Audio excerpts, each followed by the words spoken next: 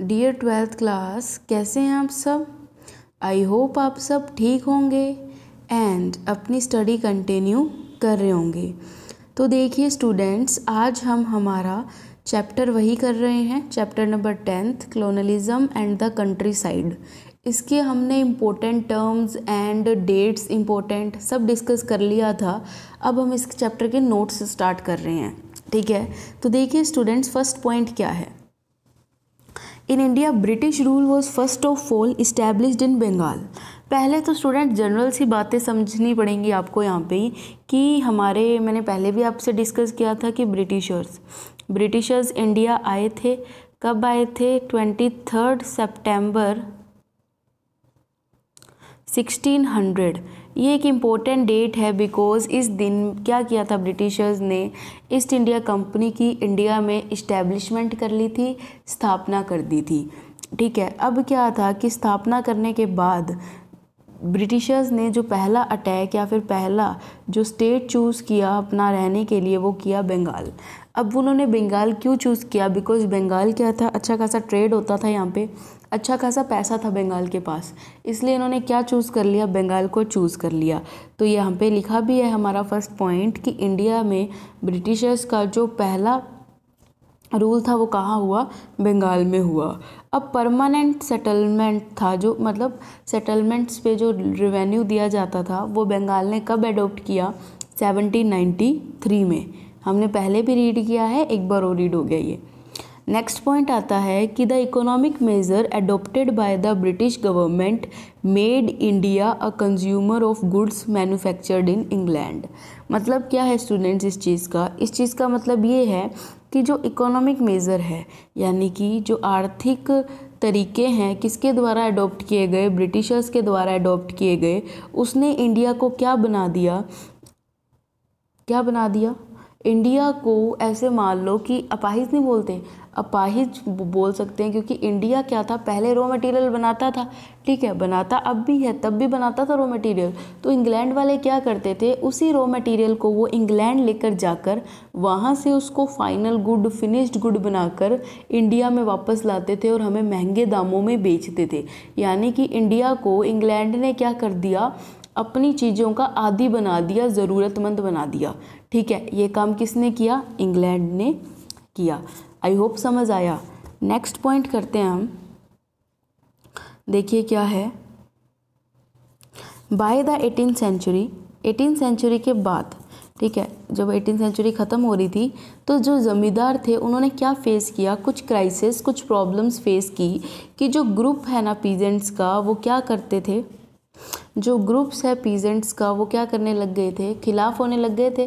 Britishers के तो वो खिलाफ हो ही गए थे और ज़मींदार्स के भी खिलाफ हो गए थे, क्योंकि एक सिंपल सी टर्म आई थी यहाँ पे कि ब्रिटिशर्स, ठीक है, शायद मैंने कल भी एक्सप्लेन किया था ये, कि एक तरफ ब्रिटिशर्स हैं, एक तरफ हमारे कॉमन पर्सनस हैं, ठीक है।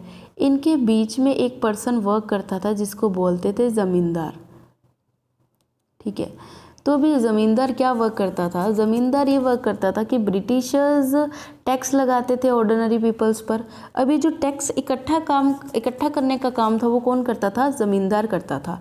इसलिए जो कॉमन पीपल है वो ब्रिटिशर्स से तो हेट करते ही करते थे, वो किससे और करते थे? ज़मींदार से भी करते थे। फिर नेक्स्ट जो पॉइंट आता है स्टूडेंट्स, ये आता है with the emergence of the power of zamindars. जैसे जैसे ज़मींदार्स की पावर्स बढ़ने लगी तो क्या होने लग गया? हैड कंसिडरेबली डिमिनिस्ड, ठीक है। They did not surrender easily, so they devised many ways to withstand the pressure and keep their control focus on their zamindars. मतलब क्या थी? With the emergence of the powers of zamindar had considerably diminished. मतलब क्या है कि जैसे जैसे जो पावर्स बढ़ती जा रही थी, ब्रिटिशर्स की मान लो चाहे ज़मींदार्स की मान लो, तो क्या था कि ज़मींदार क्या होने लग गए थे? ब्रिटिशर्स और ज़मींदार दोनों ही झुकने के किसी भी टाइप से क्या हो गए थे? तैयार नहीं थे झुकने के लिए। तो अब क्या करने लगे? ज़मींदार और ब्रिटिशर्स मिलकर हमारे देश के ऑर्डिनरी पीपल्स को क्या करने लग गए? कॉमन पीपल्स को एक्सप्लॉइट करने लग गए, उनका शोषण करने लग गए।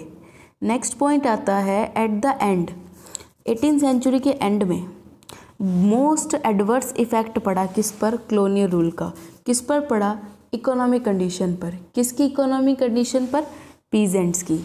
मतलब क्या है स्टूडेंट्स कि ये है कि जैसे 18th सेंचुरी ख़त्म हुई ना, तो क्या हुआ कि धीरे धीरे ब्रिटिशर्स का कंट्रोल बढ़ता गया, उनकी तानाशाही, उनकी मुनारकी बढ़ती गई, और उसका सबसे ज़्यादा फ़र्क किसे पड़ा? कॉमन पीपल की इकोनॉमिक आर्थिक स्थिति पे पड़ा, क्योंकि टैक्स ज़्यादा लगाने लग गए थे।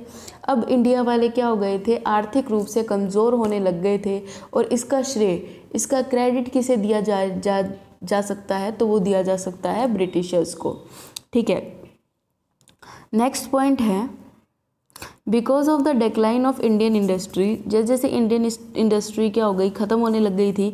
बिकॉज क्यों धीरे धीरे इसका खात्मा भी स्टार्ट हुआ था? बिकॉज क्या था कि जो यहाँ के रॉ मटेरियल्स थे वो तो ब्रिटिशर्स कहाँ ले जाते थे? इंग्लैंड ले जाते थे। तो वहाँ के प्रोडक्ट्स की आदत डलवा दी थी ब्रिटिशर्स ने। किनको? इंडियंस को।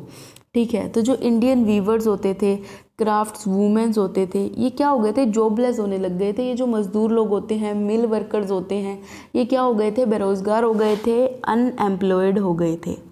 ठीक है, फॉर एग्ज़ाम्पल आज की स्टेट में देखें तो आज की कंडीशन ऐसी है कि कोविड-19 की वजह से बहुत से लोग क्या हो गए हैं? अनएम्प्लॉयड हो गए हैं।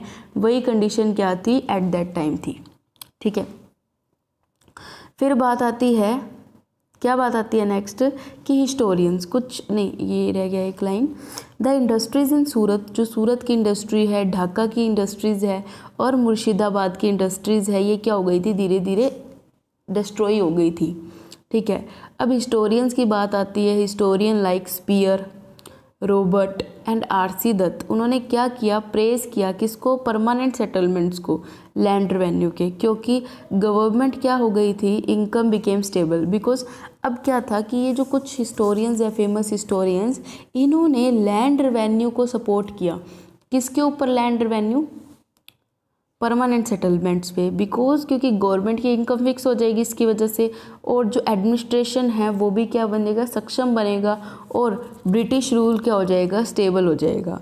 तो परमानेंट सेटलमेंट है जो रेवेन्यू की, वो किस बेसिस पे ली जाती थी? देखिए, it did not prove beneficial for ज़मींदार। जो परमानेंट सेटलमेंट पे जो ये लैंड रेवेन्यू है ना, ये किन के लिए बेनिफिशियल, किन के लिए लाभदायक साबित नहीं हुई? तो ये किन के लिए साबित नहीं हुई? ज़मींदार्स के लिए। ठीक है, दूसरी बात आती है, it ingrained the interest of cultivators. Permanent settlement के सिस्टम ने क्या कर दिया? कल्टिवेटर्स जो वर्कर्स हैं उनका इंटरेस्ट वापस ले आए। बर्डन है जो टैक्सेस का, वो किस पे पड़ गया? अदर क्लासेस पे, आम लोगों पे भी पड़ा। ठीक है, देन बात आती है कि Mahalwari system of land revenue was implemented in Punjab. अब महलवारी जो सिस्टम है लैंड रेवेन्यू का, ये कहाँ इम्प्लीमेंट हो गया था? कहाँ हो गया था? पंजाब में हो गया था। अब एक बात है स्टूडेंट्स की, आपका होमवर्क है आज, जो मैं करवाऊंगी वो तो करना ही है। महलवारी सिस्टम, रियोटवारी सिस्टम, इसके बारे में आप पढ़ के रखेंगे, ताकि कल मैं एक्सप्लेन तो करूंगी बट आपको पता होना चाहिए। ठीक है, अब जो ग्रुप है विलेजेस का, इनको क्या बोल देते हैं? महल बोल देते हैं, और महल ऑलरेडी मैंने एक्सप्लेन किया था, इसलिए सिस्टम को क्या बोला जाता है? महलवारी सिस्टम भी बोला जाता है। आज का लास्ट पॉइंट देखिए students, the objective of the 5th report was to restrain. जो ऑब्जेक्टिव था 5th रिपोर्ट का, वो क्या हो गया? रिस्ट्रेन हो गया, वापस ले लिया गया। और जो कंट्रोल था किसकी एक्टिविटीज़ का? ईस्ट इंडिया कंपनी की एक्टिविटीज़ का इंडिया में, वो भी क्या हो गया था? रिस्ट्रेन। तो मतलब इस सिस्टम से इस तरह ब्रिटिशर्स हमें एक्सप्लॉइट कर रहे थे, ईस्ट इंडिया कंपनी के माध्यम से वो हमें इतना ज़्यादा परेशान कर रहे थे कि हम कुछ भी नहीं बोल सकते। ठीक है स्टूडेंट्स, तो आई होप आपको आज का लेक्चर भी समझ आया होगा। तो आपका होमवर्क यही है कि आप इसे अच्छे से समझिए, अच्छे से रीड कीजिए। तो मिलते हैं नेक्स्ट क्लास में। Thank you and have a nice day. Be safe, be healthy.